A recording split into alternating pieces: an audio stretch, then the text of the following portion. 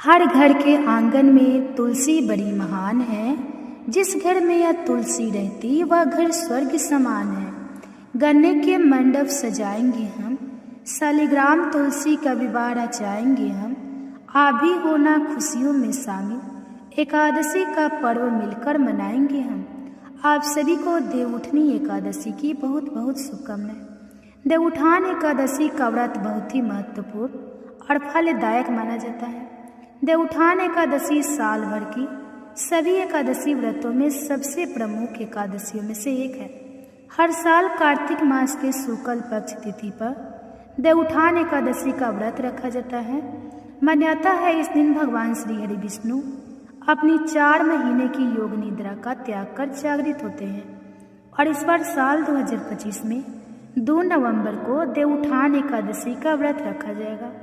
एकादशी का व्रत बिना कथा का पाठ किए अधूरा माना जाता है और इस दिन कथा का पूरी श्रद्धा से पाठ या श्रवण करने पर व्रत के पूर्ण फल की प्राप्ति होती है।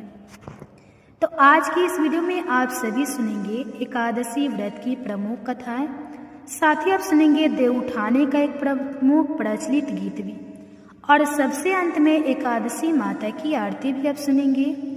आज की इस वीडियो को पूरा देखने के बाद अगर अच्छी लगे तो वीडियो को लाइक भी जरूर कीजिएगा।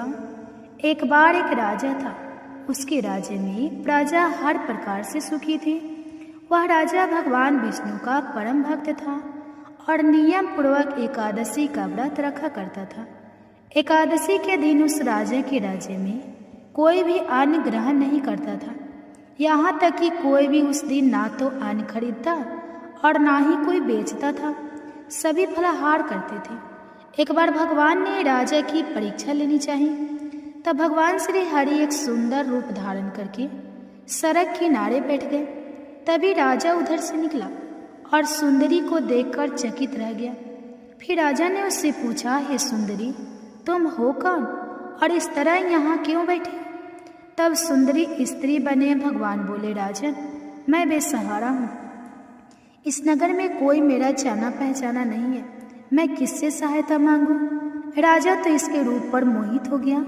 कहने लगा, तुम मेरे साथ मेरे महल में चलकर मेरी रानी बनकर रहो। सुंदरी बोली, मैं आपकी हर बात मानूंगी, पर आपको राज्य का अधिकार मुझे सौंपना होगा। आपके राज्य पर पूरा अधिकार केवल मेरा होगा और हे राजन, मैं जो भी बनाऊंगी वही तुम्हें खाना होगा। राजा तो उसके रूप पर मोहित था, इसलिए उसने उसकी सभी शर्तें स्वीकार कर ली। अगले दिन एकादशी का पवित्र दिन आया। अब तो रानी ने सभी को आदेश दिया कि बाजार में अन्य दिनों की तरह अन्न बेचा जाए। उसने घर में मांस मछली आदि पकवाई तथा पड़ोस का राजा से खाने के लिए कहा। यह देखा राजा बोला, रानी, आज तो एकादशी है, मैं तो केवल फलाहार ही करूँगा। तब रानी ने शर्त की बात याद दिलाई और राजा से कहा, या तो खाना खाओ, नहीं तो मैं बड़े राजकुमार का सिर काट लूंगी। अब तो राजा बड़े असमंजस में पड़ गया। राजा ने अपनी स्थिति बड़ी रानी से कही तो बड़ी रानी बोली, महाराज, अपना धर्म मत छोड़िए, बड़े राजकुमार का सिर दे दीजिए। पुत्र तो फिर मिल जाएगा, परंतु धर्म नहीं मिलेंगे। इतनी ही देर में बड़ा राजकुमार खेल कर आ गया। माँ की आंखों में आंसू भरे देखकर वह उनसे रोने का कारण पूछने लगा। तब माँ ने उसे सारा हाल बता दिया। तब वह बोला, माँ, मैं अपना सिर देने को तैयार हूँ, पिताजी के धर्म की रक्षा होगी और जरूर होगी। राजा दुखी मन से राजकुमार का सिर देने को तैयार हुआ तो रानी के रूप से भगवान श्री विष्णु ने प्रकट होकर असली बात बताई और कहा, राजन, मैं तुम्हारी परीक्षा ले रहा था और इस कठिन परीक्षा में तुम सफल हुए। तब भगवान ने प्रसन्न मन से राजा की वर मांगने को कहा। राजा बोला, प्रभु, आपका दिया हुआ सब कुछ है, आप कृपया हमारा उद्धार कीजिए। ठीक उसी समय एक दिव्य विमान वहां उतरा। राजा ने अपना राज्य पुत्र को सौंप दिया और वह विमान में बैठकर परम धाम को चला गया। धर्मराज युधिष्ठिर ने भगवान श्री कृष्ण से पूछा, हे श्री कृष्ण, मैंने आपके मुख से रामा एकादशी का यथार्थ महात्म्य में सुना। माना तब कार्तिक शुक्ल पक्ष में जो एकादशी होती है उसकी भी महिमा बताइए। तब भगवान श्री कृष्ण बोले, राजन, कार्तिक के शुक्ल पक्ष में जो एकादशी होती है उसका जैसा वर्णन लोग सृष्टा ब्रह्मा जी ने नारद जी से किया था वही मैं तुम्हें बतलाता हूँ। ध्यान पूर्वक सुनो। नारद जी ने कहा, पिताजी, जिसमें धर्म कर्म में प्रवृत्ति कराने वाले भगवान गोविंद जागते हैं उस प्रबोधिनी एकादशी का महात्म बतलाइए। तब ब्रह्मा जी बोले, मुनि श्रेष्ठ, प्रबोधिनी का महात्म पापों का नाश, पुण्य की वृद्धि और उत्तम बुद्धि वाले पुरुषों को मोक्ष प्रदान करने वाला है। समुद्र से लेकर सरोवर तक जितने भी तीर्थ है वे सभी अपने महात्म की तभी तक गर्जना करते हैं जब तक कि कार्तिक मास में भगवान श्री विष्णु की प्रबोधिनी तिथि नहीं आ जाती। प्रबोधिनी एकादशी को एक उपवास कर लेने से मनुष्य 1000 अश्वमेध और 100 राजस्व यज्ञ का फल पा लेता है। बेटा, जो दुर्लभ है, जिसकी प्राप्ति असंभव है और जिसे त्रिलोकी में किसी ने भी नहीं देखा है, ऐसी वस्तु के लिए भी याचना करने पर प्रबोधिनी एकादशी उसे दे देती है। भक्ति पूर्वक उपवास करने पर मनुष्य को हरि प्रबोधिनी एकादशी ऐश्वर्य, संपत्ति, उत्तम बुद्धि, राज्य तथा सुख प्रदान करती है। मेरु पर्वत के समान जो बड़े बड़े पाप हैं उन सबको यह पाप नाशनी प्रबोधिनी एक ही उपवास से भस्म कर देती है। पहले के हजारों जन्मों में जो पाप किए गए हैं उन्हें प्रबोधिनी की रात्रि का जागरण रुई की ढेरी के समान भस्म कर डालता है। जो लोग प्रबोधिनी एकादशी का मन से ध्यान करते हैं और जो इसके व्रत का अनुष्ठान करते हैं उनके पितर नरक के दुखों से छुटकारा पाकर भगवान विष्णु के परम धाम को चले जाते हैं। ब्राह्मण अश्वमेध आदि यज्ञों से भी जिस फल की प्राप्ति कठिन है वह प्रबोधिनी एकादशी को जागरण करने से अनायास मिल जाता है। संपूर्ण तीर्थों में नहाकर स्वर्ण और पृथ्वी दान करने से जो फल मिलता है वह श्री हरि के निमित्त जागरण करने मात्र से मनुष्य प्राप्त कर लेता है। जैसे मनुष्य के लिए मृत्यु अनिवार्य है उसी प्रकार धन संपत्ति मात्र भी क्षण भंगुर है। ऐसा समझकर एकादशी का व्रत करना चाहिए। तीनों लोकों में जो कोई भी तीर्थ संभव है वे सब प्रबोधिनी एकादशी का व्रत करने वाले मनुष्य के घर में उपस्थित रहते हैं। कार्तिक की हरि प्रबोधिनी एकादशी पुत्र तथा पौत्र प्रदान करने वाली है। जो प्रबोधिनी को उपासना करता है वही ज्ञानी है, वही योगी है, वही तपस्वी और वही जितेंद्रिय है तथा उसी को भोग और मोक्ष की प्राप्ति होती है। बेटा, प्रबोधिनी एकादशी को भगवान विष्णु के उद्देश्य से मनुष्य जो स्नान, दान, जप और होम करता है वह सब अक्षय होता है। जो मनुष्य उस तिथि को उपवास करके भगवान माधव की भक्ति पूर्वक पूजा करते हैं वे 100 जन्मों के पापों से छुटकारा पा जाते हैं। इस व्रत के द्वारा दिवेशना संपूर्ण दिशाओं को अपने तेज से प्रकाशित करता हुआ श्री हरि के बैकुंठ धाम को जाता है। प्रबोधिनी को पूजित होने पर भगवान गोविंद मनुष्य के बचपन, जवानी और बुढ़ापे में किए हुए 100 जन्मों के पापों को चाहे वे अधिक हो या कम धो डालते हैं। अतः सर्वथा प्रयत्न करके संपूर्ण मनोवांछित फलों को देने वाले देवाधिदेव जनार्दन की उपासना करनी चाहिए। बेटा नारद, जो भगवान विष्णु के भजन में तत्पर होकर कार्तिक में पराय अन्न का त्याग करता है वह चंद्रायन व्रत का फल पाता है। जो प्रतिदिन शास्त्रीय चर्चा से मनोरंजन करते हुए कार्तिक मास व्यतीत करता है वह अपने संपूर्ण पापों को जला डालता है और 1000 यज्ञों का फल प्राप्त करता है। कार्तिक मास में शास्त्रीय कथा के कहने सुनने से भगवान मधुसूदन को जैसा संतो दोष होता है वैसा उन्हें यज्ञ, दान अथवा जप आदि से भी नहीं होता। जो शुभ कर्म प्रायण पुरुष कार्तिक मास में 1 या आधे श्लोक से भी भगवान विष्णु की कथा बाजते हैं उन्हें 100 गौदान का फल मिलता है। महामुनि कार्तिक में भगवान केशव के सामने शास्त्र का स्वाध्याय तथा श्रवण करना चाहिए। मुनि श्रेष्ठ, जो कार्तिक में कल्याण प्राप्ति के लोभ से श्री हरि की कथा का प्रबंध करता है वो अपनी 100 पीढ़ियों को ताड़ देता है। जो मनुष्य सदा नियम पूर्वक कार्तिक मास में भगवान विष्णु की कथा सुनता है उसे सहस्त्र गौदान का फल मिलता है। जो प्रबोधिनी एकादशी के दिन श्री विष्णु की कथा श्रवण करता है उसे 7 द्वीपों में युक्त पृथ्वी दान करने का फल प्राप्त होता है। मुनि श्रेष्ठ जो भगवान विष्णु की कथा सुनकर अपनी शक्ति के अनुसार कथावाचक की पूजा करते हैं उन्हें अक्षय लोक की प्राप्ति होती है। नारद, जो मनुष्य कार्तिक मास में भागवत संबंधी गीत और शास्त्र विनोद के द्वारा समय बिताता है उसकी पुनरावृत्ति मैंने नहीं देखी है। मुनि, जो पुण्यात्मा पुरुष भगवान के समक्ष गान, नृत्य, वाद और श्री विष्णु की कथा करता है वह तीनों लोकों के ऊपर विराजमान होता है।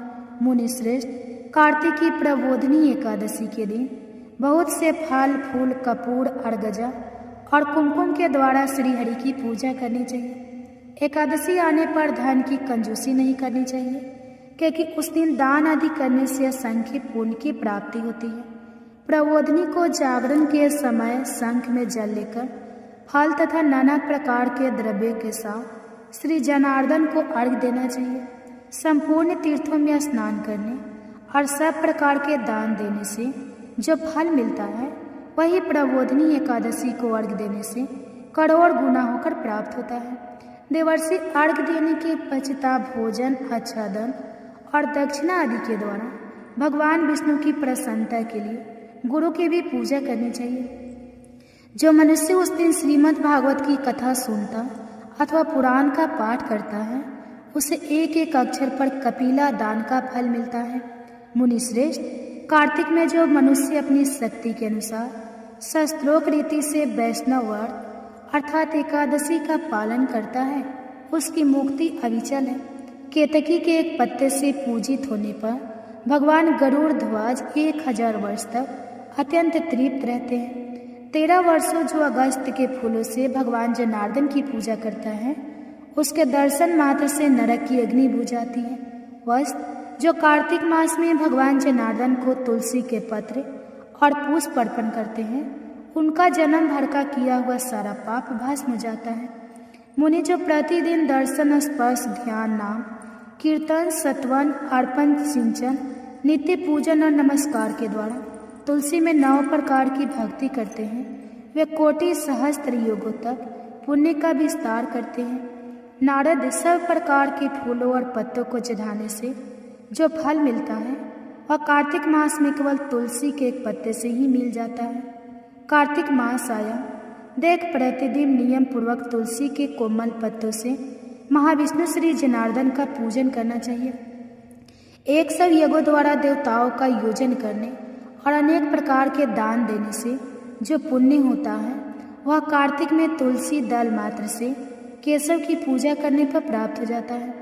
देवउठान एकादशी के दिन भगवान विष्णु के जागने पर सबसे पहले तुलसी जी का विवाह भगवान शालिग्राम जी के साथ किया जाता है और इस शुभ अवसर पर जो भी भक्त सच्चे मन से तुलसी विवाह की इस पुण्यदायी कथा का श्रवण करता है उसके घर में कभी सुख, अन्न, धन, वैभव की कमी नहीं रहती और उसके घर पर सदा भगवान विष्णु के साथ ही माँ लक्ष्मी जी का स्थायी वास भी बना रहता है। अब सुनिए तुलसी विवाह की कथा। एक बार भगवान शिव ने अपने तेज को समुद्र में फेंक दिया था। उससे एक महा तेजस्वी बालक का जन्म हुआ और यही बालक आगे चलकर जलंधर के नाम से पराक्रमी दैत्य राजा बना जिसकी राजधानी का नाम जलंधर नगरी था। दैत्य राज काल नेमी की कन्या वृंदा का विवाह जलंधर से हुआ। जलंधर महाराज था अपनी सत्ता के मध्य में और अपनी शक्ति के मध्य में चोर उसने माता लक्ष्मी जी को पाने की कामना से युद्ध किया, परंतु समुद्र से ही उत्पन्न होने के कारण माता लक्ष्मी ने उसे अपने भाई के रूप में स्वीकार कर लिया। वहाँ से परिजात होकर वह देवी पार्वती को पाने की इच्छा से कैलाश पर्वत पर गया। भगवान देवाधिदेव शिव का ही रूप धरकर माता पार्वती के समीप हुआ गया, परंतु माता ने अपने योग्य बल से उसे तुरंत ही पहचान लिया और वहाँ से वह अंतर ध्यान हो गए। देवी पार्वती ने क्रोध होकर सारा वृत्तांत भगवान विष्णु को सुनाया। जलंधर की पत्नी वृंदा अत्यंत पतिव्रता स्त्री थी। उसी के पतिव्रत धर्म की शक्ति से जलंधर ना तो मारा जाता और ही परिजात होता था। इसलिए जलंधर का नाश करने के लिए वृंदा के पतिव्रत धर्म को भंग करना बहुत जरूरी था। इसी कारण भगवान विष्णु एक ऋषि का वेश धारण करके वन में जा पहुँचे, जहाँ पर वृंदा अकेली भ्रमण कर रही थी। भगवान के साथ 2 मायावी राक्षस भी थे, जिसे देखकर वृंदा भयभीत हो गई। ऋषि ने वृंदा के सामने क्षण भर में ही दोनों को भस्म कर दिया। उनकी शक्ति देखकर वृंदा ने कैलाश पर्वत पर महादेव के साथ युद्ध कर रहे अपने पति जलंधर के बारे में पूछा। तब ऋषि ने अपनी माया से 2 वानर वहां प्रकट किए। एक वानर के हाथ में जलंधर का सिर था और दूसरे के हाथ में धड़। अपने पति की यह दशा देखकर वृंदा मूर्छित होकर गिर पड़ी। होश में आने पर उन्होंने ऋषि रूपी भगवान से विनती की कि उसके पति को जीवित कर दे। तब भगवान ने अपनी माया से फिर से जलंधर का सिर धड़ से जोड़ दिया, परंतु स्वयं भी वह उसी शरीर में प्रवेश कर गए। वृंदा को इस छल का जरा भी आभास नहीं हुआ। जलंधर बने भगवान के साथ वृंदा पतिव्रता का व्यवहार करने लगी, जिससे उसका सतीत्व भंग हो गया। ऐसा होते ही वृंदा का पति, जो महादेव से युद्ध कर रहा था, जलंधर युद्ध में हार गया और उसका वध कर दिया गया। इसी सारी लीला का जब वृंदा को पता चला तो उन्होंने क्रोधित होकर भगवान विष्णु को शीला होने का श्राप दे डाला और स्वयं भी सती हो गई। जहाँ पर वृंदा भस्म हुई वहाँ तुलसी जी का पौधा उगा। भगवान विष्णु ने वृंदा से कहा, हे वृंदा, तुम अपने सतीत्व के कारण मुझे लक्ष्मी जी से भी अधिक प्रिय हो गई हो। अब तुम तुलसी के रूप में सदा मेरे साथ रहोगी। जो भी मनुष्य मेरे शालिग्राम रूप के साथ तुलसी जी का विवाह करेगा, उसे इस लोक और परलोक में विपुल यश की प्राप्ति होगी। जिस जिस घर में तुलसी जी का होती है, वहाँ यम के दूत भी इस समय नहीं जा सकते। गंगा जी और नर्मदा नदी के जल में स्नान और तुलसी जी का पूजन एक बराबर माना जाता है। चाहे मनुष्य जितना भी पापी क्यों न हो, मृत्यु के समय जिसके प्राण मंजरी रहे तुलसी और गंगा जल मुख में रखकर निकल जाते हैं, वह पापों से मुक्त होकर बैकुंठ धाम को प्राप्त हो जाता है। प्रेम से बोलिए तुलसी माता की जय, विष्णु भगवान की जय। अब सुनिए देवउठान एकादशी के दिन भगवान विष्णु को नींद से उठो देव, बैठो देव, हाथ पाँव फटकारो देव, अंगुलियां चटकाओ देव, सिंगारे का भोग लगाओ देव, गन्ने का भोग लगाओ देव, सब चीजों का भोग लगाओ देव। उठो देव, बैठो देव, उठो देव, बैठो देव। देव उठेंगे कार्तिक मास, नई टोकरी नई कपास। रे मुँह से गोबल जा, गोबल जाके दाब कटा, दाब कटा के बोन बटा, बोन बटा के खाट बुना, खाट बुना के 2 वंदे, 2 वंदे के दरी बिछा, दरी बिछा के लोट लगा, लोट लगा के मोटो हो छोटो हो, गोरी गाय कपला गाय, चाको दूध महापन होए, सपन होए जितनी अंबर तारी हो, इतनी याघर गावन हो। जितने जंगल सीख लगाई, इतनी याघर बहू आई, जितने जंगल हीसा रोड़े, जितने जंगल छाऊ झून, इतने याघर जन्मों पूत। ओले कोले धरे चपे, ओले कोले धरे अनार, ओले कोले धरे मजीरा। उठो देव, बैठो देव। ओम जय एकादशी माता। तो प्रेम से बोलिए एकादशी माता की जय। अब आप सुनेंगे भगवान कृष्ण के एक भक्त कर्मा बाई की कथा। उसके बाद आप सुनेंगे एकादशी माता की कथा और तुलसी माता की पावन कथा। कर्मा बाई को मारवाड़ की मीरा भी कहा जाता है। जब जब भगवान कृष्ण का उल्लेख आता है, कर्मा का नाम भी आ ही जाता है। वे भगवान की महान भक्त थी और भगवान श्री कृष्ण उनके हाथ से प्रतिदिन भोग ग्रहण कर भोग की थाली खाली कर देते थे। राजस्थान के नागौर जिले की मकराना तहसील में एक गांव है कालवा। इस गांव में जीवन राम डुंडी के घर 1615 ईस्वी में एक पुत्री का जन्म हुआ। भगवान की बहुत ही मन्नत मांगने के बाद इनका जन्म हुआ था। नाम रखा गया कर्मा। कर्मा के चेहरे पर एक अनोखी आभा रहती थी। जीवन राम स्वयं धार्मिक पुरुष और अनन्य कृष्ण भक्त थे। उन्होंने भगवान के नाम मदन मोहन से अपने घर में कृष्ण भगवान का मंदिर बना रखा था। वे प्रतिदिन भगवान कृष्ण की पूजा करते और भोग लगाते तथा भगवान को भोग लगाने के बाद ही भोजन ग्रहण करते। ये उनके घर का नित्य का नियम था। इसी प्रकार समय बीतता गया। कर्माबाई प्रतिदिन अपने पिता को श्री कृष्ण भगवान की पूजा करते देखती, उनको भोग लगाते देखती। यही सब देखते देखते कर्माबाई का बचपन बीत रहा था। अतः बचपन से ही उस नन्ही कर्मा में भक्ति भाव के संस्कार थे। इन्हीं संस्कारों के बीच पलते बढ़ते कर्मा 13 वर्ष की हो गई। एक बार जीवन राम को कार्तिक पूर्णिमा स्नान के लिए पुष्कर जाना था। उनकी पत्नी थी, उनके साथ जा रही थी। वे कर्मा को भी साथ ले जाना चाहते थे, लेकिन एक समस्या आ गई। उनकी अनुपस्थिति में भगवान को भोग कौन लगाता, इसलिए उन्होंने कर्मा को यह जिम्मेदारी सौंपी और बोले, पुत्री, हम दोनों पुष्कर स्नान के लिए जा रहे हैं। तुम सुबह भगवान को भोग लगाना और उसके बाद ही भोजन करना। कर्मा ने यह जिम्मेदारी सहज स्वीकार कर ली। माँ पिता के तीर्थ यात्रा के लिए जाने पर कर्मा ने सुबह स्नान आदि कर बाजरे का खिचड़ा बनाया और पूजा के लिए अपने घर में बने भगवान के मंदिर के समीप आ गई। भोग की थाल भगवान के सामने रखकर हाथ जोड़कर बोली, हे प्रभु, भूख लगे तो भोग लगा हुआ है, आप भोग ग्रहण कर लेना, तब तक मैं घर के और काम कर लेती हूँ। इसके बाद वह काम में छूट गई। बीच बीच में वह थाली देखने आती, लेकिन भगवान ने खिचड़ा नहीं खाया था। बहुत देर होने के बाद भी जब भगवान जी ने भोग ग्रहण नहीं किया तो उसे चिंता हुई कि क्या पता भगवान जी को खिचड़ में स्वाद नहीं आ रहा हो, इसलिए ग्रहण नहीं कर रहे। इसमें घी का या गुड़ की कमी रह गई क्या? फिर जाकर उसने और गुड़ और घी मिलाया और वहीं बैठ गए, लेकिन भगवान ने फिर भी भोग ग्रहण नहीं किया। तब मायूस होकर उसने कहा, हे प्रभु, आप भोग ग्रहण कर लीजिए, माँ बापू पुष्कर नहाने गए हैं, आपको भोग लगाने अभी कुछ दिन और लोग नहीं आएंगे और आपको भोग लगाने की जिम्मेदारी मुझे दी गई है, इसलिए आपके भोग लगाने के बाद ही मैं खाना खाऊंगी। परंतु भगवान जी ने फिर भी भोग ग्रहण करना शुरू नहीं किया। फिर कर्मा उनसे शिकायत करते हुए बोली, माँ पिताजी, भोग लगाते तब तो आप भोग ग्रहण कर लेते हैं, फिर आज क्यों भूखे बैठे हैं? इतनी देर हो गई है, खुद भी भूखे बैठे हो और मुझे भी भूखा रखा है। यह सब बोलकर वह भगवान के भोग ग्रहण करने की प्रतीक्षा करने लगी।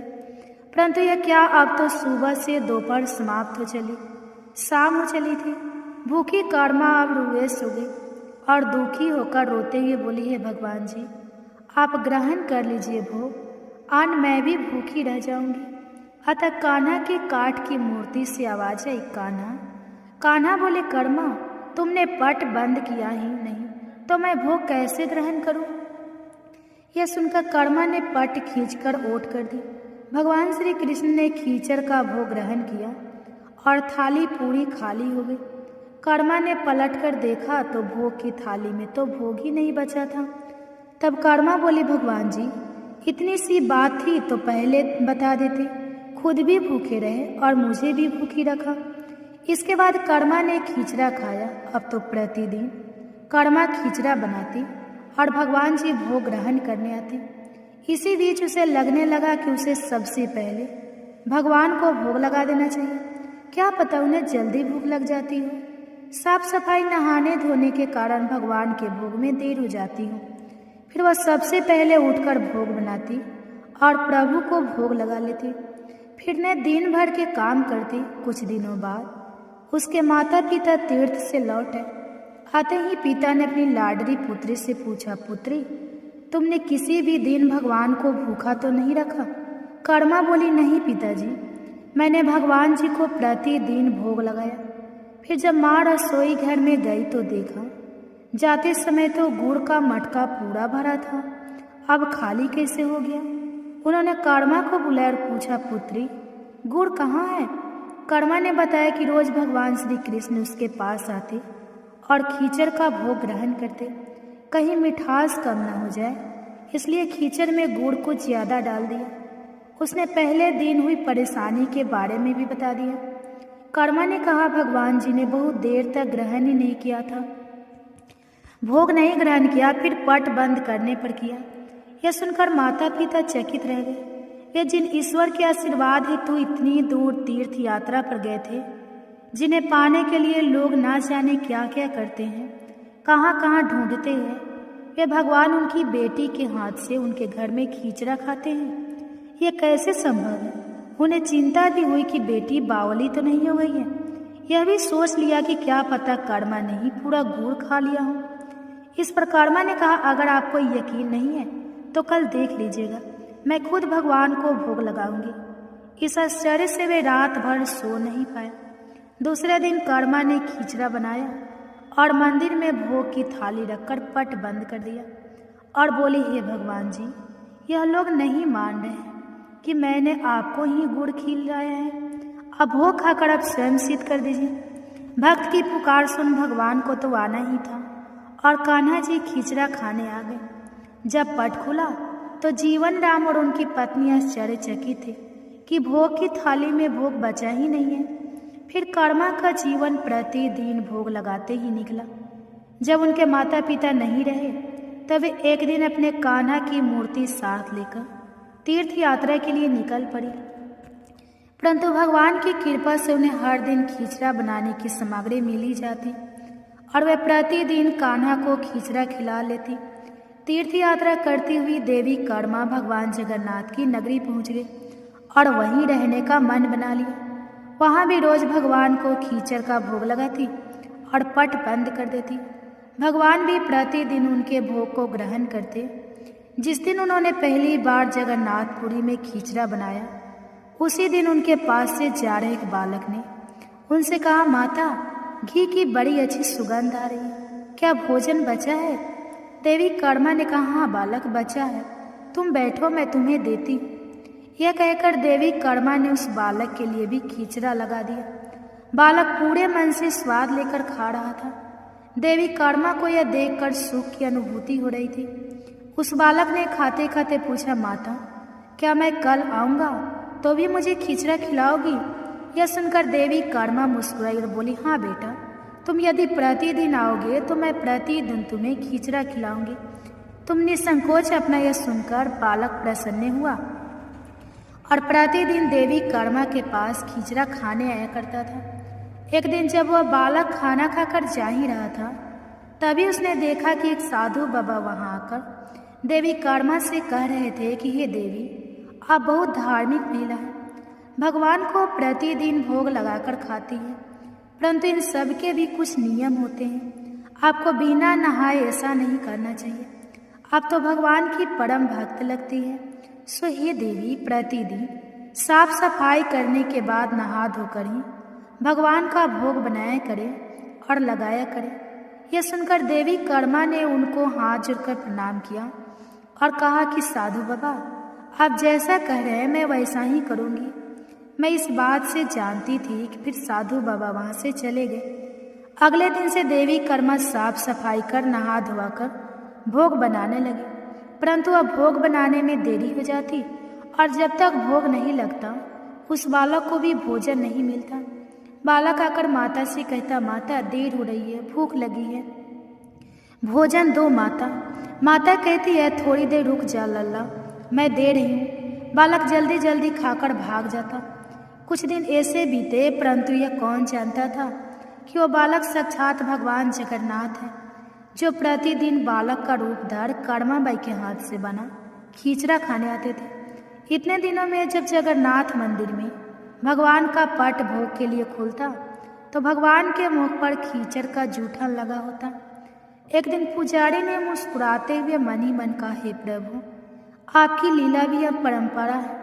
जाने किस भाग्यवान भक्त के यहाँ आप जाकर प्रतिदिन खींचड़ा खाकर आते हैं। फिर पूजा अर्चना हुई, दिन बत गया, रात्रि हुई। रात्रि को पुजारी के स्वप्न में भगवान जगन्नाथ आए और उन्होंने पुजारी से कहा, हे भक्त, तुमने सही पहचाना, मैं अपनी एक अनन्य भक्त कर्मा बाई के यहाँ प्रतिदिन उनके हाथ का बना खींचड़ा खाने जाता हूँ। वह मुझे बिल्कुल अपने पुत्र साला करती है। उनकी भक्ति से मैं अति प्रसन्न हूँ। परंतु इसी मंदिर के एक साधु ने उन्हें कुछ आम जीवन की ज्ञानवर्धक बातें और उपासना का तरीका समझाया था, जिससे मुझे भोग लगाने में अब उनसे देरी हो जाती है। इसी वजह से मेरे मुंह पर खींचड़ा लगा रह जाता है। प्रभु की लीला भी यह परंपरा है, वह तो सर्वव्यापी है।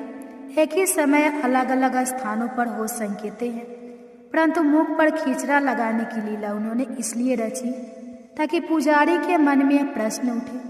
उस प्रश्न के निवारण में प्रभु पुजारी जी को यह बता सके कि आम जीवन में हम अपने ज्ञान को जब दूसरे को बताते हैं तो वह सदैव ज्ञान के लिए होना चाहिए, ना कि भक्ति के भाव को बदलने के लिए, क्योंकि सांसारिक जीवन के लिए ज्ञान आवश्यक है, ज्ञान महत्वपूर्ण है, परंतु जहाँ भक्ति होती है वहाँ ज्ञान का कोई काम नहीं है। भक्ति में भक्त अपने प्रभु के प्रेम में डूबा रहता है। उपासना के कई तरीके हैं, जितने भक्त जितने उपासक, उपासना के उतने तरीके। जब ईश्वर ने ही उपासना के तरीकों पर प्रश्न नहीं उठाया तो किसी को भी किसी और की भक्ति पर प्रश्न नहीं उठाना चाहिए।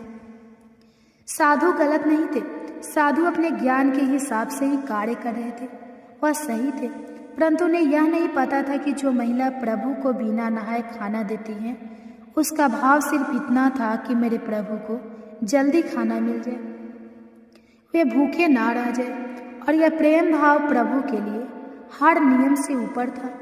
इन बातों को सुनकर पुजारी जी ने साधु बाबा को बुलवाकर यह बात कही।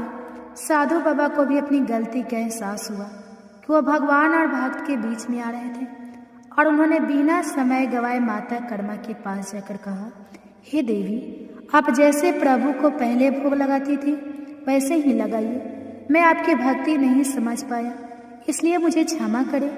कर्मा ने कहा, जी ठीक है, मैं कल से फिर से उसी समय पर वैसे ही भोग लगाऊंगी। माता कर्मा ने फिर उसी तरीके से भोग लगाना शुरू कर दिया, और भगवान के मुख पर कीचड़ का जूठन अब नहीं लगा होता। ऐसे ही कई वर्ष बीत गए। एक दिन पुजारी जी ने देखा भगवान की आंखों में आंसू बह रहे हैं और वह भोग ग्रहण नहीं कर रहे। तब उन्होंने मन ही मन फिर से पूछा, हे प्रभु, ऐसा कौन सा अपराध हुआ हमसे कि आपने भोग ग्रहण नहीं किया और आपकी आंखों से आंसू भी बह रहे हैं? प्रभु, यदि हमसे कोई अपराध हुआ है तो हमें क्षमा करें और भोग ग्रहण करें।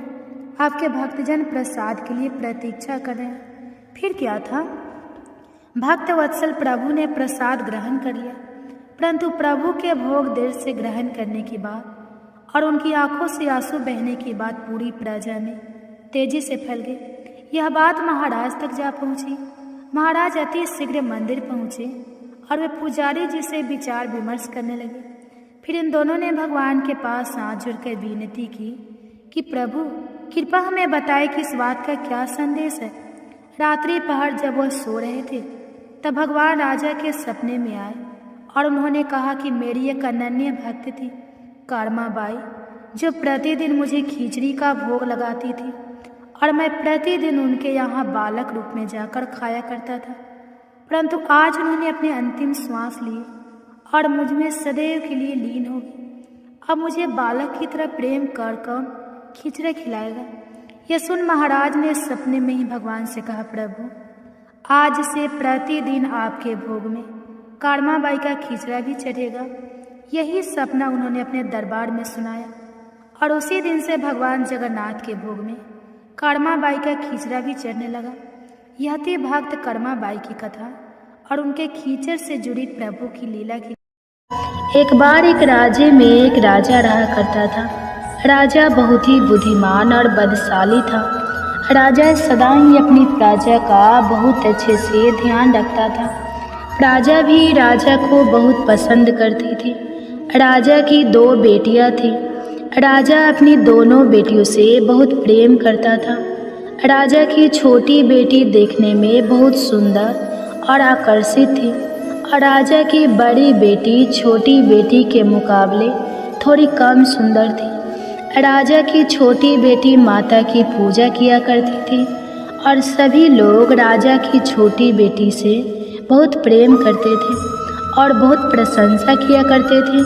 राजा भी अपनी छोटी बेटी को बड़ी बेटी से अधिक प्रेम करता था, जिसके कारण राजा की बड़ी बेटी को अपनी छोटी बहन से बहुत नफरत होने लगी थी। राजा की दोनों बेटियां जब बड़ी हो गई तब एक पड़ोस के राज्य में रहने वाले राजकुमार राजा की बड़ी बेटी के लिए रिश्ता लेकर आया।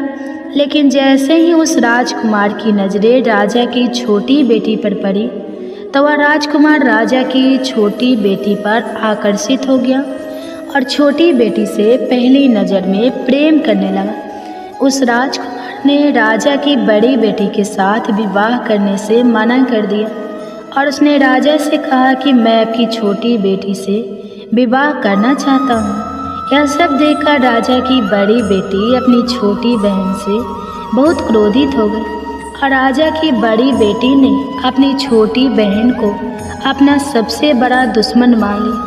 राजा की बड़ी बेटी ने अपनी छोटी बहन से बदला लेने का निर्णय किया। राजा की बड़ी बेटी ने अपनी छोटी बहन को जान से मारने का उपाय सोचा। राजा की बड़ी बेटी ने अपनी छोटी बहन को मारने के लिए सबसे पहले एक लड्डू में जहर मिलाकर अपनी छोटी बहन को दे दिया और उसको लड्डू खाने के लिए कहा। लेकिन लड्डू खाने के बाद भी छोटी बहन को कुछ भी नहीं हुआ। बड़ी बहन यह देखकर बहुत आश्चर्यचकित हो गई, लेकिन बड़ी बहन ने हार नहीं मानी। जब उसकी छोटी बहन रात में कमरे में सो रही थी, तब उसने एक मटके में सांप रखकर उसके कमरे में छोड़ दिया, लेकिन सांप भी छोटी बहन का कुछ नहीं कर पाया। जिसके बाद बड़ी बहन ने अपनी छोटी बहन से कहा कि चलो हम लोग कुएं में से पानी भर कर लाते हैं। जिसके लिए वह अपनी छोटी बहन को पानी भरने के बहाने कुएं के पास ले गई और उसने अपनी छोटी बहन को कुएं में धक्का दे दिया।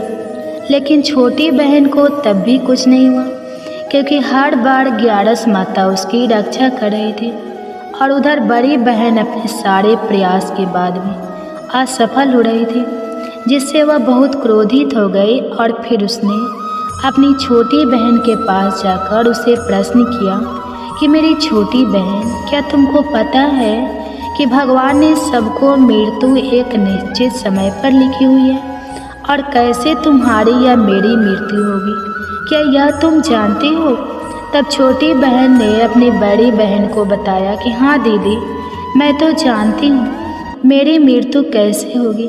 छोटी बहन से यह सब बातें सुनकर बड़ी बहन मन ही मन बहुत प्रसन्न होने लगी और उसने अपनी छोटी बहन से कहा कि तो तुम मुझे अपनी मृत्यु का राज बताओ। तब छोटी बहन ने अपनी बड़ी बहन से कहा कि मेरी मृत्यु तो एक तोते में है, जो तोते के गले में एक हार है, उससे मेरी मृत्यु होगी। जब तक कोई भी व्यक्ति तोते को मारकर उस हार को अपने गले में पहनेगा तो मैं मूर्छित हो जाऊंगी, और जैसे ही उस हार को अपने गले से उतारे तो मैं वापस जीवित हो जाऊंगी।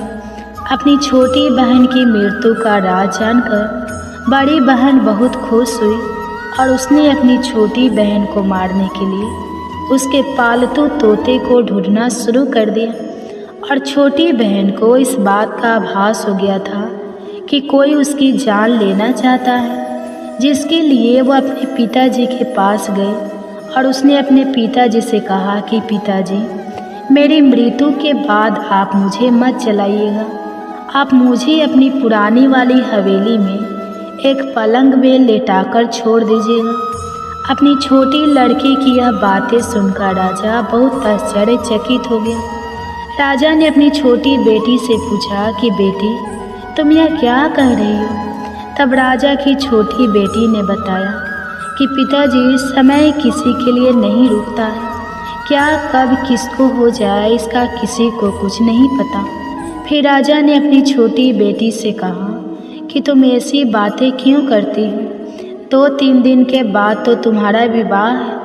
लेकिन छोटी बेटी ने अपने पिताजी को ऐसा करने पर मजबूर कर दिया और उनसे वचन ले लिया। राजा ने भी अपनी छोटी बेटी की बात स्वीकार कर ली और 2-3 दिनों के बाद जब शादी का समय आया तब राजकुमार बारात लेकर राजा के घर आया और राजकुमार और राजा की छोटी बेटी का विवाह शुरू हो गया।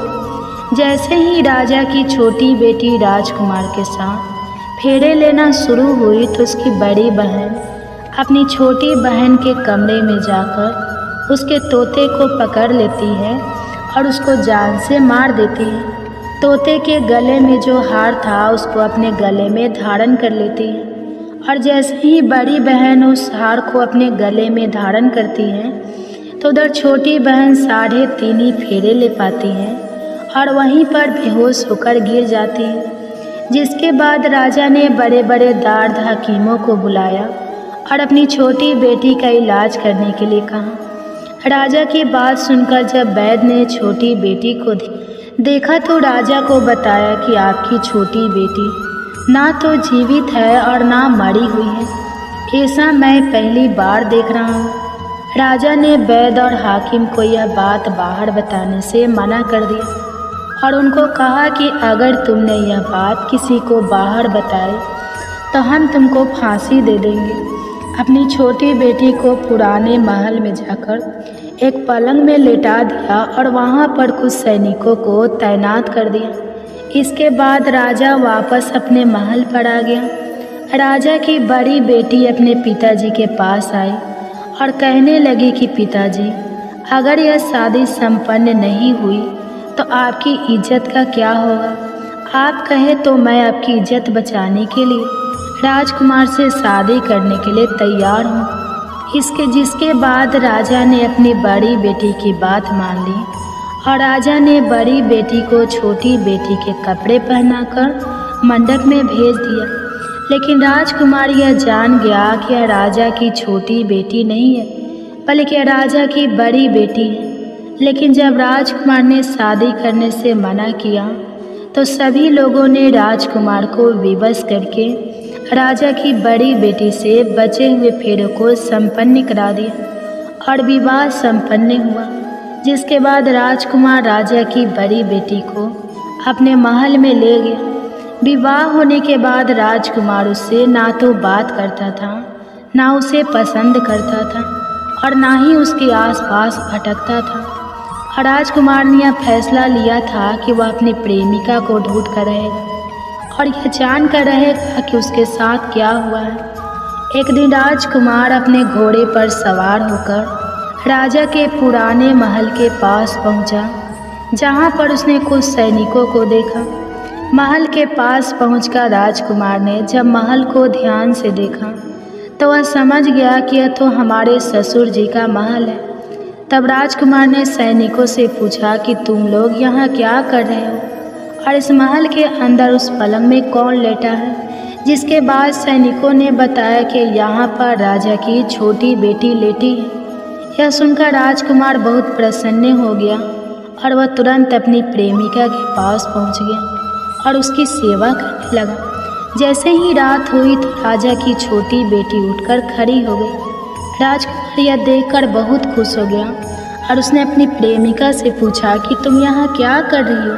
तुम मेरे साथ चलो, घर चलो। राजा की छोटी बेटी ने राजकुमार को सारी बातें बता दी कि मेरी जान एक तोते में बसती थी और मैंने यह बात सिर्फ अपनी बड़ी बहन को बताई थी और मुझे पता है कि उसने ही मुझे मारने का प्रयास किया है। उसके पास एक हार है जिसको वह सुबह पहन लेती है और रात को उतार देती है।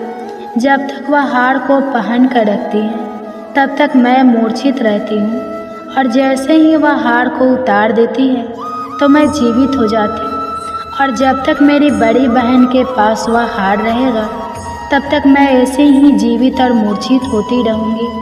अगर मेरी बड़ी बहन के पास जो हार है वह मेरे हाथ लग जाए तो मैं हमेशा के लिए जीवित हो जाऊँगी।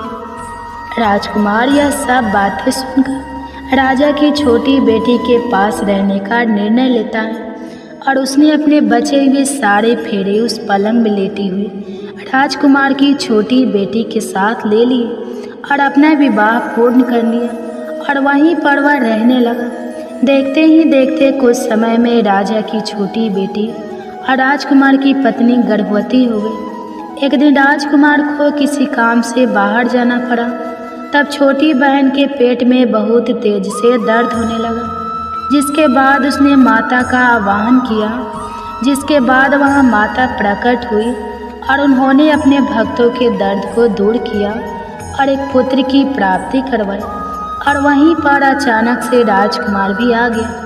राजकुमार ने 11 माता को देखा तो वह आश्चर्यचकित हो गया और उसने तुरंत 11 माता को प्रणाम किया और ग्यारस माता ने राजकुमार से कहा, जब तुम्हारा पुत्र 5 वर्ष का हो जाए तो तुम आकर अपनी पत्नी का हार इसकी गली में डाल देना।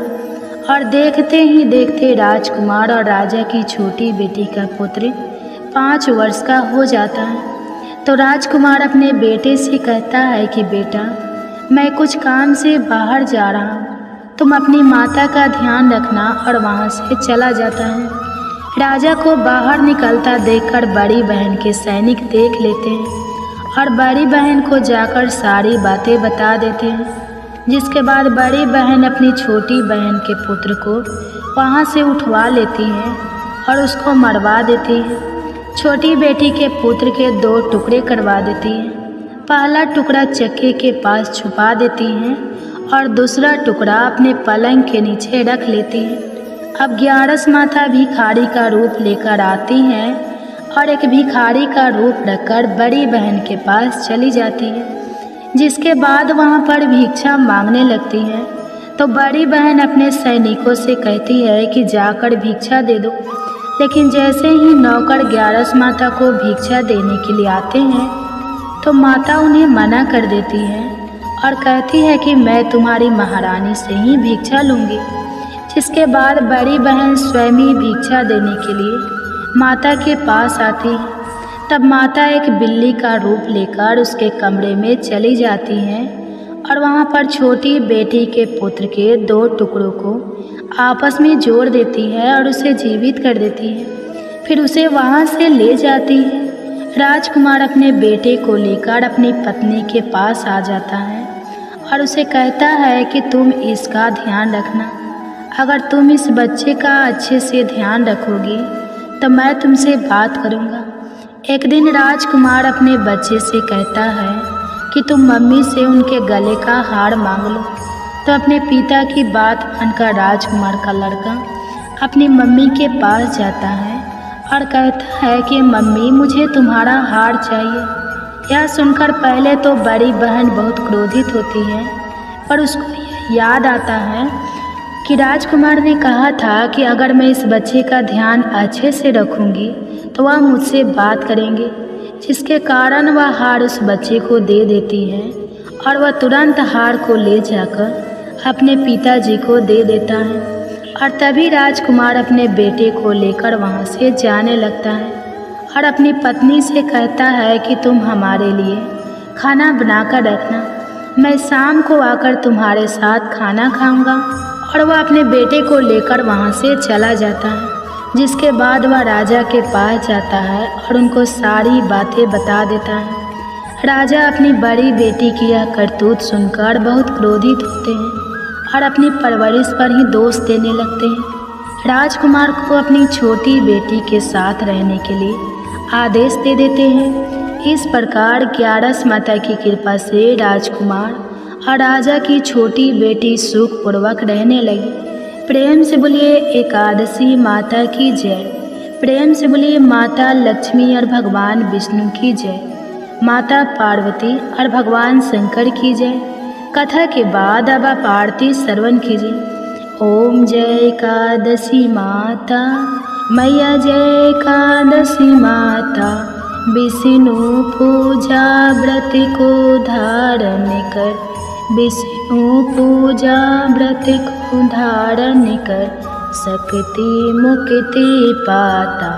ओम जय एकादशी माता, तेरे नाम गिना देवी, भक्ति प्रदान करनी, मैया भक्ति प्रदान करनी, गण गौरव की देनी, गण गौरव की देनी, माता शास्त्र में वर्णी, माता शास्त्र में वर्णी।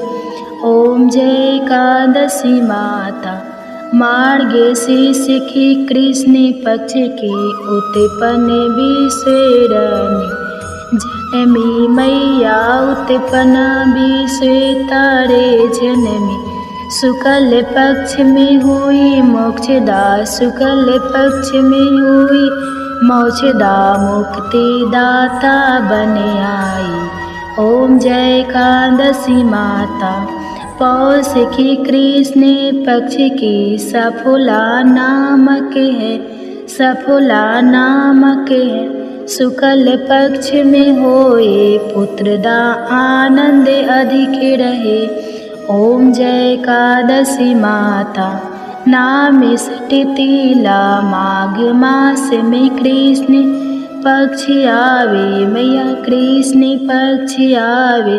शुक्ल पक्ष में जया कहावे, शुक्ल पक्ष जया कहावे, विजय सदा पावे।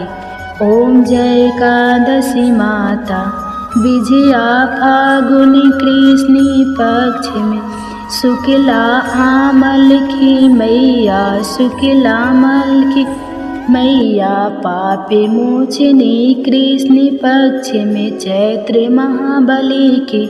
ओम जय एकादशी माता चैत शुक्ल में नामे कमदा धन देने वाली मैया, धन देने वाली मैया। नाम बरुथिनी कृष्ण पक्ष में, नाम बरुथिनी कृष्ण पक्ष में बैसाखी माह वाली। ओम जय एकादशी माता शुक्ल पक्ष में हुई मोहिनी। अक्षय कृष्ण पक्ष राना में निर्जला सब सुख करने, नाम निर्जला सब सुख करने शुक्ल पक्ष रखी। ओम जय एकादशी माता योगिनी नाम आषाढ़ में जानो कृष्ण पक्ष करनी देवसैनी नाम कहाओ शुक्ल पक्ष धरनी। ओम जय एकादशी माता कामिका श्रावण मास में आवे कृष्ण पक्ष कहिए श्रावण शुक्ला होए पवित्र आनंद से रहिए। ओम जय एकादशी माता आजा भाद्रपद कृष्ण पक्ष की परिवर्तन शुक्ला इंद्र आश्विनी कृष्ण पक्ष में इंद्र आश्विनी कृष्ण पक्ष में भवसागर निकला। ओम जय एकादशी माता पापे कुंसा शुक्ल पक्ष में आपे हरण हारी। रामा माँ कार्तिक में आवे सुखदायक भारी। ओम जय एकादशी माता देवोथिनी शुक्ल पक्ष की दुख ना सके मैया, दुख ना सके मैया। पावन मास में करू विनती, पावन मास में करू विनती पार करो नैया। ओम जय एकादशी माता परमा कृष्ण पक्ष में होती जन मंगल करनी मैया, जन मंगल करनी मैया। शुक्ल मास में होए पगनी, शुक्ल मास में होए पगनी दुख दरिद्र।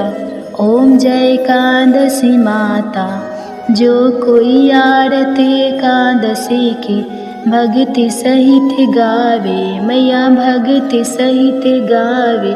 जन गुरु देता स्वर्ग का वासा, जन गुरु देता स्वर्ग का वासा निश्चय वह पावे। ओम जय एकादशी माता, ओम जय एकादशी माता, ओम जय एकादशी माता। प्रेम से बोले एकादशी माता की जय, प्रेम से बोले लक्ष्मी नारायण भगवान जी की जय।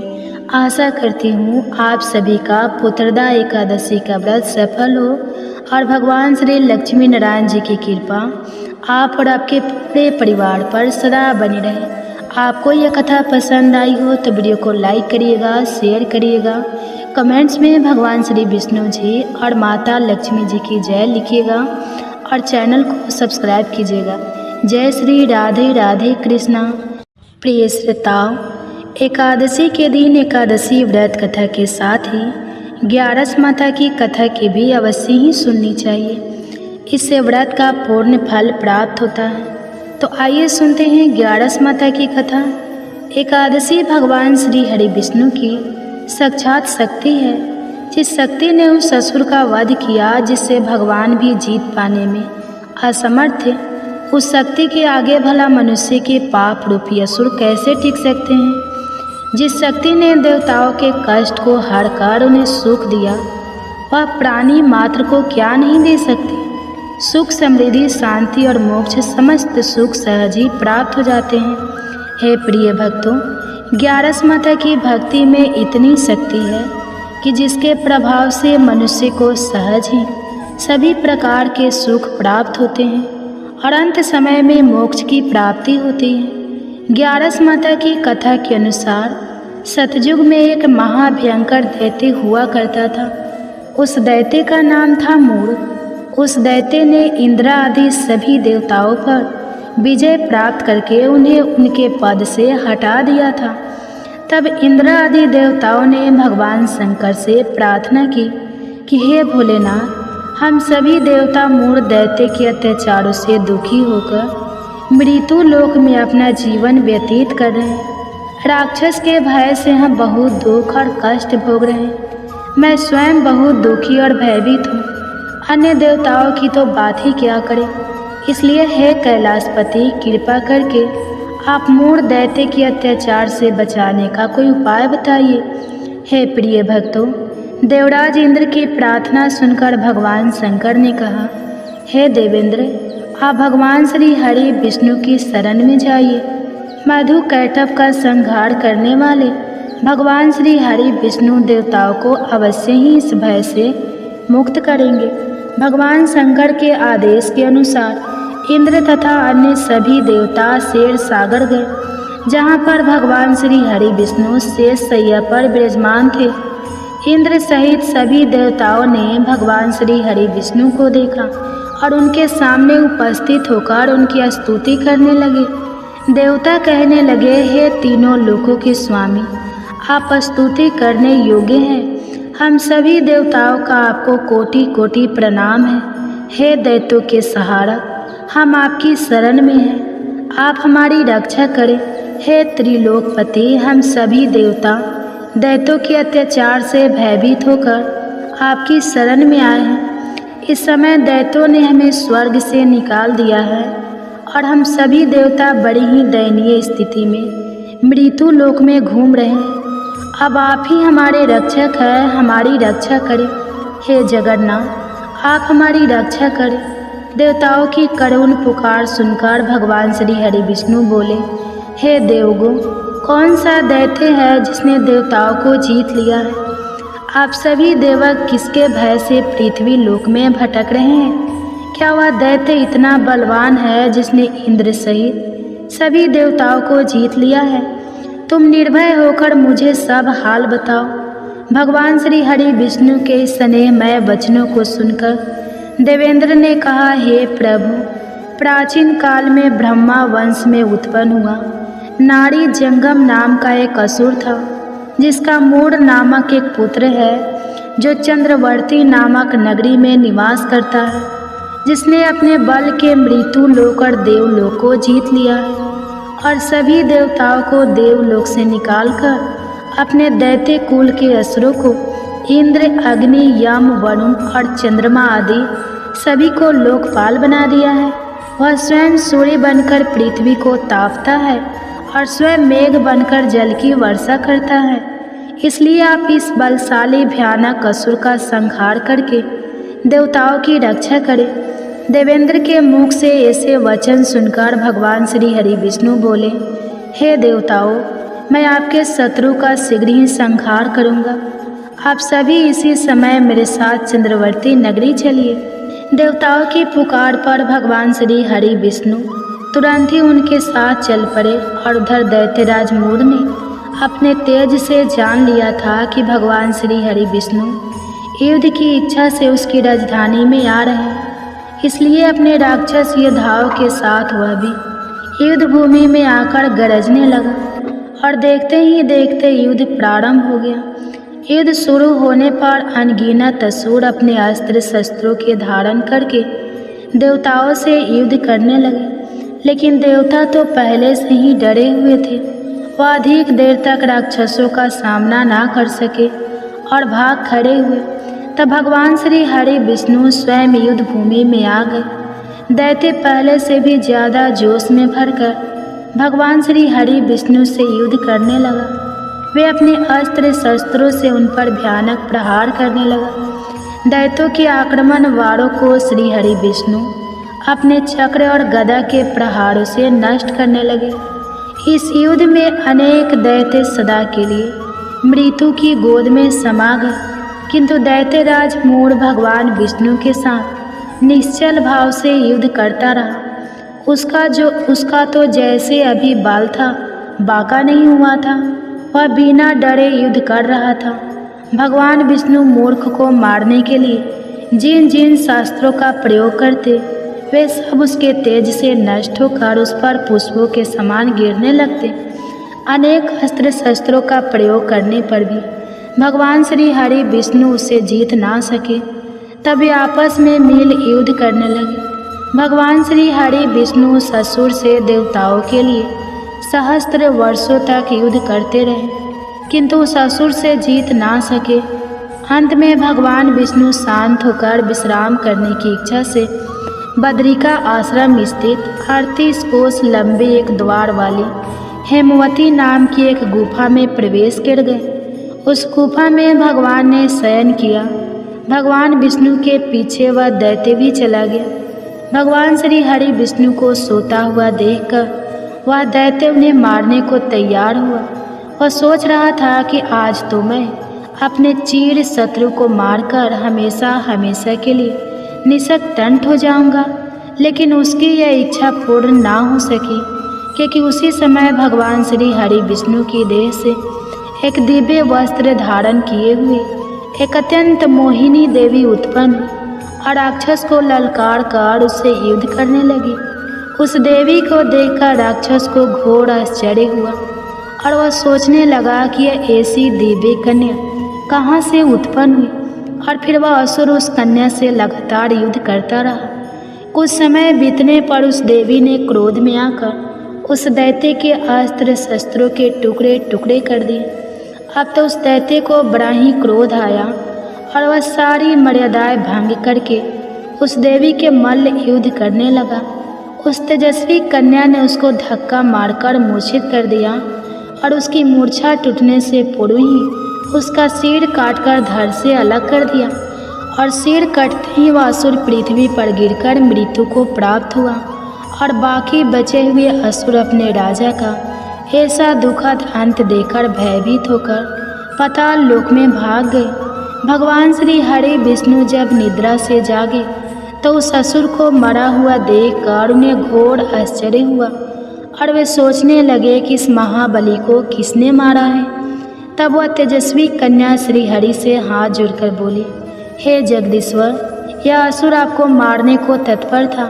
तब मैंने आपके शरीर से उत्पन्न होकर इस असुर का वध किया है। देवी की बात सुनकर भगवान श्री हरि विष्णु बोले कि तुमने इस असुर को मारा है, इसलिए हे देवी मैं तुमसे अत्यंत प्रसन्न हूँ। इसे मारकर तुमने तीनों लोकों को देवताओं के कष्ट को हरा है, इसलिए तुम अपनी इच्छा अनुसार वरदान मांग लो, मैं तुम्हारी प्रत्येक इच्छा को पूर्ण करूँगा।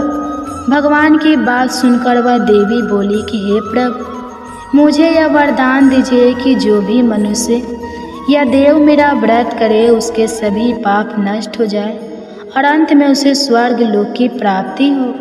मेरे व्रत का आधा फल रात्रि को मिले और उसका आधा फल एक समय भोजन करने वाले को मिले। जो श्रद्धालु भक्ति पूर्वक मेरे व्रत को करे वह निश्चय ही वैकुंठ लोक को प्राप्त करे। जो मनुष्य मेरे व्रत में दिन तथा रात्रि को एक बार भोजन करे वह धन धान्य से भरपूर रहे। कृपा करके मुझे ऐसा वरदान दीजिए। भगवान श्री हरि विष्णु ने कहा, हे देवी, ऐसा ही होगा। मेरे और तुम्हारे भक्त एक ही होंगे और अंत में संसार में प्रसिद्धि को प्राप्त होकर मेरे लोक को प्राप्त करेंगे। हे कल्याणी, तुम एकादशी को पैदा हुई हो, इसलिए तुम्हारा नाम भी एकादशी हुआ। तथा जो मनुष्य इस दिन व्रत करेंगे उनके समस्त पापों समूल नष्ट हो जाएंगे। तुम मेरे लिए तीज, अष्टमी, नवमी और 14 से भी अधिक प्रिय हो। तुम्हारे व्रत का फल सभी तीर्थों के फल से भी महान होगा, यह मेरा अष्टांग का कथन है। इतना कहकर भगवान श्री हरि विष्णु उसी स्थान पर अंतर ध्यान हो गए। तो सभी प्रेम से बोलिए एकादशी माता और विष्णु भगवान की जय। हे प्रिय भक्ति, तो आइए अब सभी मनोकामनाओं को पूर्ण करने वाली तुलसी माता की बड़ी ही पावन कथा को सुनते हैं। एक बार एक गांव में एक बुजुर्ग महिला रहा करती थी। वह प्रतिदिन पूजा पाठ किया करती थी। वह रोज तुलसी माँ की पूजा करती थी और वह बुजुर्ग महिला रोज तुलसी माता से कहती, हे तुलसी माँ, तुम मुझे बहू दे, पीताम्बर की धोती दे, मीठा मीठा घास दे, बैकुंठ में वास दे, चटक की चाल दे, पटक की मौत दे, चंदन का काठ दे, रानी का काज दे, दाल भात का भोजन दे, 11 की मौत दे और कृष्ण जी का कंधा दे। वह बुजुर्ग महिला हर महीने में तुलसी माता की रोज पूजा करती थी और उनके बिरले को रोज सींचती थी। तुलसी माता बुजुर्ग महिला की बात सुनकर धीरे धीरे सूखने लगी। तभी भगवान श्री कृष्ण जी ने देखा कि तुलसी माता सूख रही है और तभी एक दिन भगवान श्री कृष्ण तुलसी माता जी के पास प्रकट हुए और भगवान श्री कृष्ण जी ने तुलसी माता से पूछा, तुम क्यों सूख रही हो? सभी महिलाएं तुम्हारी पूजा करती है और तुमको रोज सींचती है, लेकिन फिर भी तुम सूखती जा रही हो, इसका कारण क्या है? जिसके बाद तुलसी माता ने भगवान श्री कृष्ण जी से कहा कि हे प्रभु, एक बुजुर्ग महिला मेरे पास रोज आती है और रोज एक ही बात बोलती है कि हे तुलसी माता, सबकी दाता मैं तेरा बिरला सींचती हूँ, तो मुझे बहू दे, पीताम्बर की धोती दे, मीठा मीठा घास दे, बैकुंठ में वास दे, चटक की चाल दे, पटक की मौत दे, चंदन का काठ दे, रानी सर राज दे, दाल भात का भोजन दे, 11 की मौत दे और कृष्ण जी का कंधा दे। मैं उस बुजुर्ग महिला की सारी मनोकामनाएं पूरी कर सकती हूँ, लेकिन उसकी एक मनोकामना पूरी नहीं कर सकती। मैं कृष्ण जी का कंधा कहाँ से दूंगी?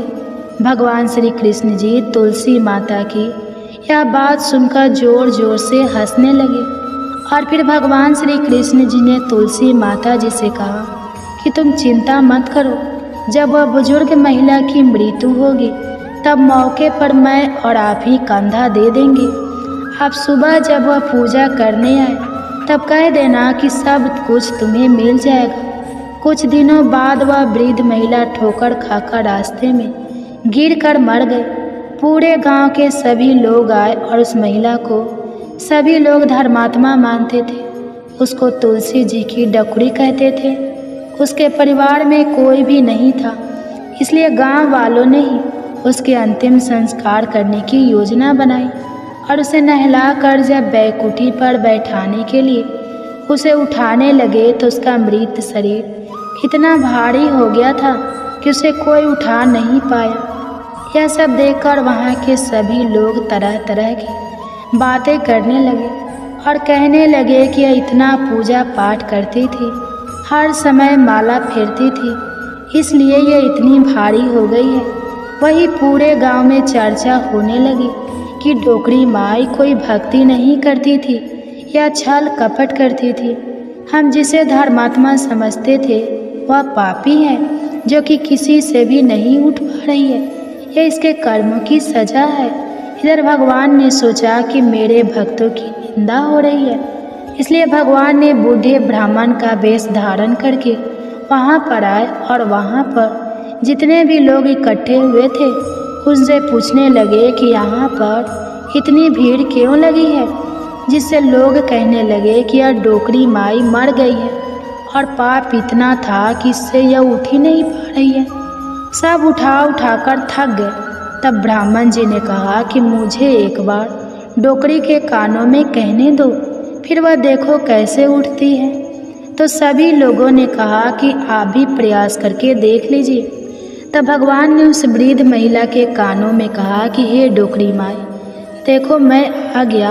और जो भी बुढ़िया माई पूजा करते समय शब्द कहती थी वह शब्द उसके कानों में कहने लगे, तू बिरला सींच मेरा, मैं करूँ निस्तार तेरा।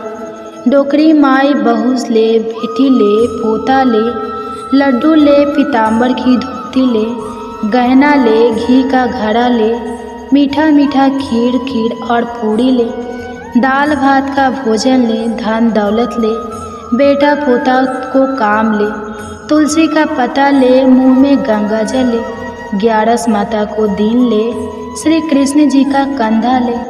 इतना सुनते ही डोकरी हल्की हो गई। भगवान ने बोला, आओ और उसको उठाओ। भगवान ने हाथ लगाया और डोकरी उठ गई। सबको बड़ा ही आश्चर्य हुआ। उसे खूब धूमधाम से ले जाया गया। भगवान उसे अपने कंधे पर ले गए। पूरे गांव में इसकी चर्चा होने लगी, जिससे उसको मुक्ति मिल गई और वह बैकुंठ में चली गई। सभी लोग देखते रह गए। सभी लोगों ने देखा कि शमशान घाट तक तो ब्राह्मण साथी आया था, लेकिन अब वह दिखाई नहीं दे रहा है। इससे लोगों को समझ में आ गया कि वह और कोई नहीं, स्वयं भगवान ही बूढ़े ब्राह्मण के रूप में आए थे। तो बोलिए श्री राधा कृष्ण भगवान की जय। बोलिए श्री तुलसी